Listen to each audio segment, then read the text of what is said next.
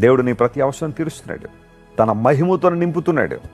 ఒకవేళ ఇంతవరకు బానిసగా బ్రతికేవేమో, పాపానికి దాసుడువై సంతోషం లేక, ఆనందం లేక, సమాధానం లేక, జీవితం అంటే ఏంటో తెలియక, పరమార్థాన్ని గ్రహించక, లోక సంబంధమైన ఇచ్చలలోనూ లోక సంబంధమైన భోగాల్లోనూ బ్రతుకుతున్నావేమో, యేసు ప్రభు నీకు విడుదల ఇవ్వడానికి లోకానికి వచ్చారు. నేను రాజుగా చేస్తాను ఆయన. నువ్వు దేవుళ్ళు ఆనందించగలవు. యోబు భక్తుడు అంటాడు కదా, నేను రాజు అలా ఆయన దగ్గరికి వెళ్తానని. దేవుని దగ్గరికి నేను ఎలా వెళ్తున్నానంటే రాజుగా వెళ్తున్నాను. ఎంత చక్కని మాట అది. అంతమాత్రం కాకుండా దేశములో ఆయన మహారక్షణ కలుగు చేయువాడు. కలుగు చేయుట అనే మాట, గాడ్ హ్యాస్ క్రియేటివ్ పవర్. ఆయన ఏ సమయంలోనైనా కలుగు చేయగలని శక్తి కలిగిన వాడు ఆయన. తన మహత్తైన మాట ద్వారా సర్వాన్ని సృష్టించిన దేవుడు ఆయన.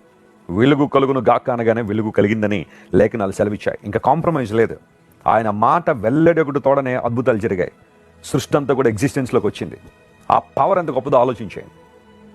దేశములో మహారక్షణ కలుగు చేయవాడు ఆయన. ఏ దేవుడైతే సకల చరాచర సృష్టిని కలుగు చేశాడో ఆ దేవుడు మహారక్షణ కలుగు చేస్తున్నాడు.